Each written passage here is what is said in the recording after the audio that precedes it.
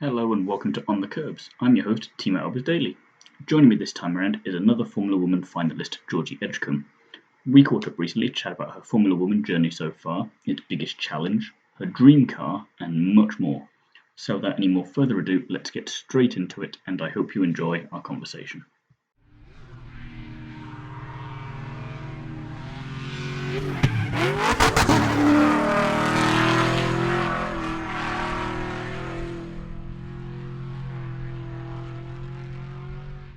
Hi Georgie, thanks for being here today. First of all, how are you? Hiya, I'm good, thank you. How's your day been?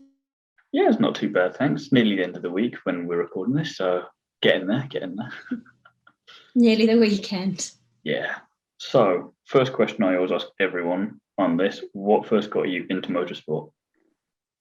Well, to be honest with you, actually, I haven't been into motorsport for that long, not personally. Obviously, there was family that were involved, always keeping like tabs on the F1 and everything. But personally, it's actually sort of been only the last 2.5 years since having my car, getting involved with things like that, doing track days myself. Other than that, it was just watching a bit of F1 really that got me involved. So always been on the periphery a bit, but just then, what was it about the car that made you want to just take more of an interest? Again, it was other people around me that were big into M cars, and then I just saw the M4 and was like, well, this one looks nice enough. We'll have that. And then ever since I bought that, it's my opinion on obviously motorsport and getting involved personally is completely flipped on its head, and I'm more involved than I ever thought I was going to be. So very much 0 to 60 in no time at all then.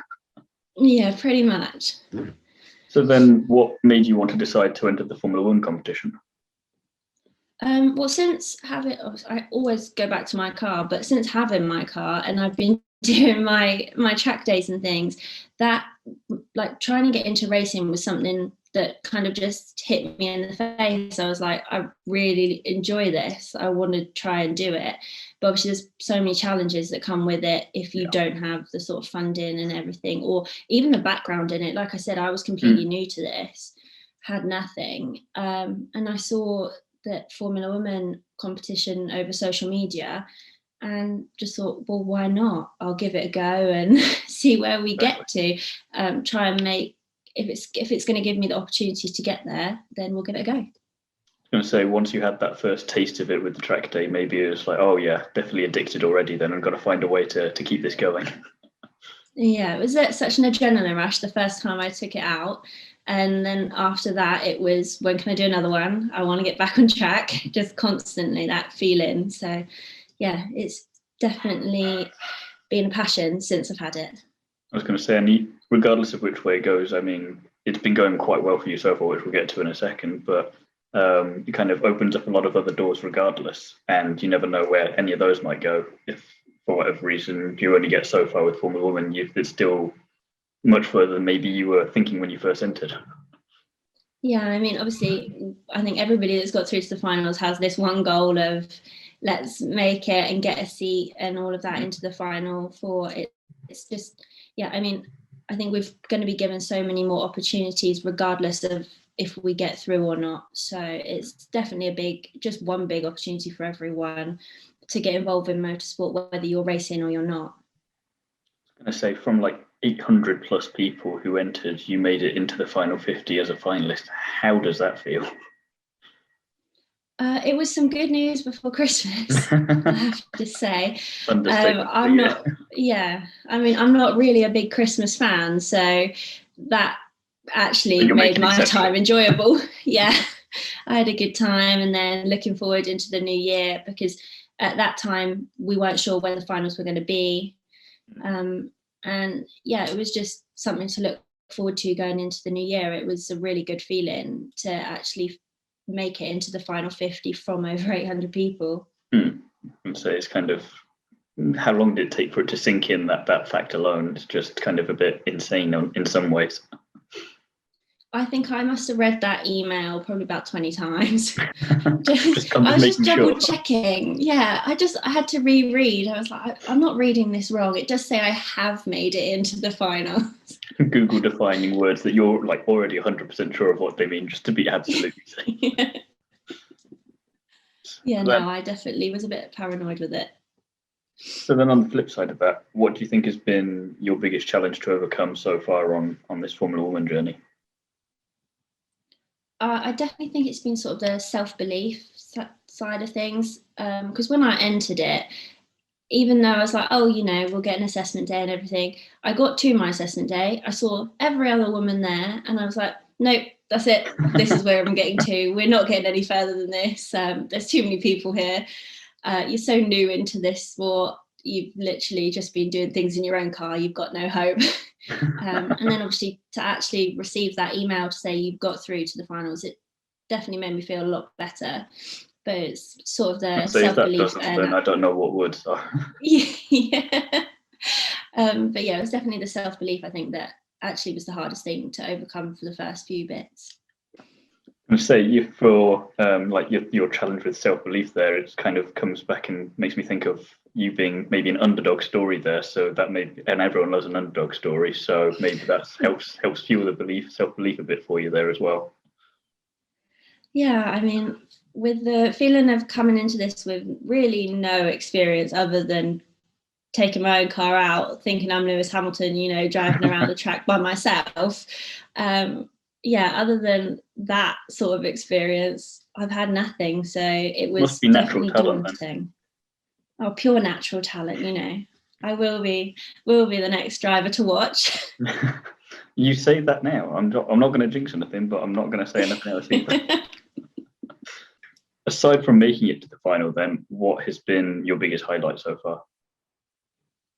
As daunting as it was the first assessment day, just purely because the amount of people that you got to meet, everybody was so supportive. You've got a group of women that are all wanting the same thing, even though you're all competing for such a few amount of spots. Everybody wants you to do well. So it was actually just that community feel and finding other people that were interested in the same thing as you. I was going to say that's been the answer for a few other people, and it's just interesting to see that consistency as well. With like, I think I've said before that other motorsport competitions or series, you're not actively disliking everyone else, but there's kind of like there's a mutual respect, but that's about as far as it goes. Whereas all of you are all helping each other out, regardless of if you've all made it to the final or not. The people that didn't are still there supporting you all the time, and there's this real community atmosphere, which is really nice to see for a change, I think. Yeah, and definitely over social media, everybody's been supportive. Like, we'll share each other's things. Everybody's they just want to see everybody succeed. So it's been a really, really nice little community that we've all kind of just stepped into. Definitely. So what have you been doing to get ready for the finals then? Really, I mean, just track days and a bit of karting. I'm going to be doing some more track days in the coming month. Karting is not my favourite thing to do, but since obviously seeing the finals being at PFI, it's now just, I think karting's going to be quite a big part of it.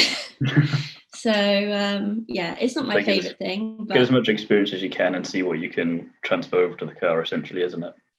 Yeah, exactly. So I've got a few more kart days booked in, a few track days booked in, and just I've been keeping fit, gymming more. I can't say I've been eating that much healthier because I do love a good snack, but collectively, I think I'm doing all right. I say sounds like you're doing 90% of the right things there. We'll be generous. So then, you're saying you came into motorsport relatively recently, but I mean, 2.5 years is enough time. Do you have any racing role models then? Well, obviously, with watching the F1, I absolutely love Lando.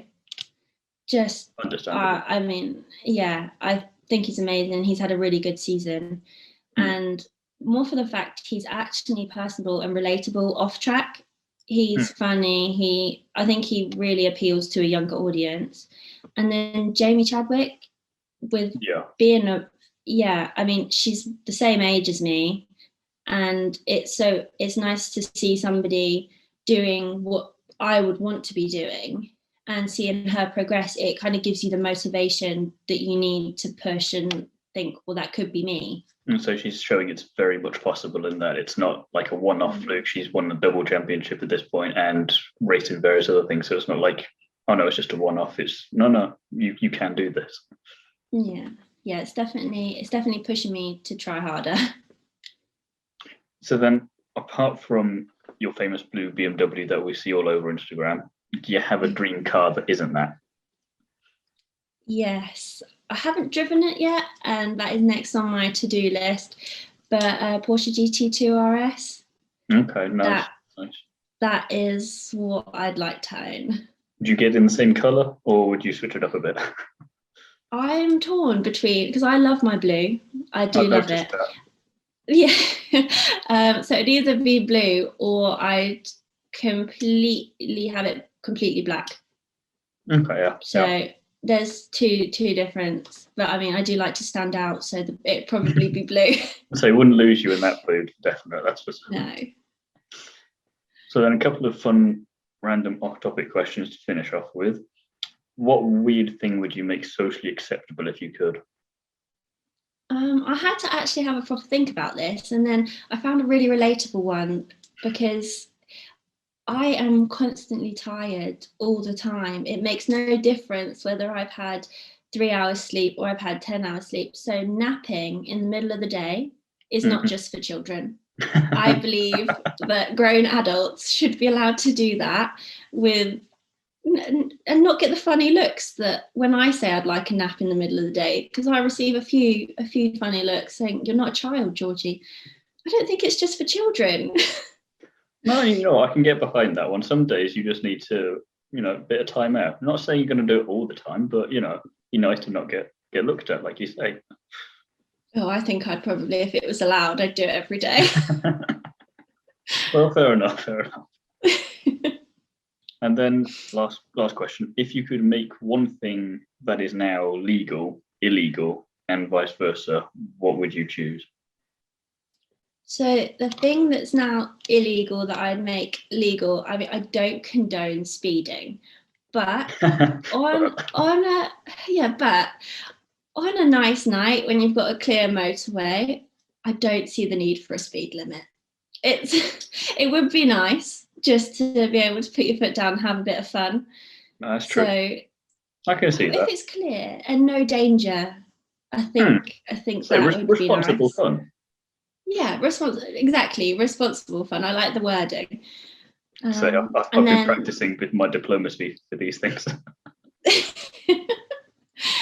And then the thing that is legal, I'd like to make illegal.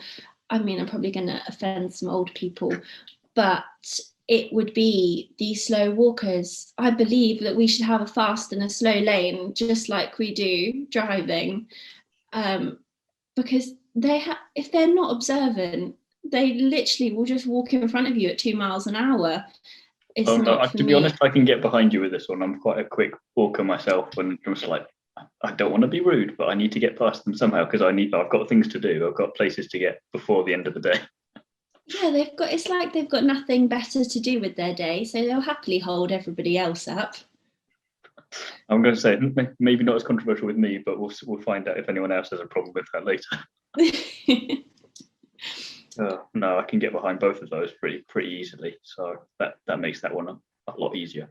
Been an absolute pleasure chatting with you today. Want to wish you the best of luck with the Formula Women finals, and yeah, thanks for coming on. Well, thank you for having me.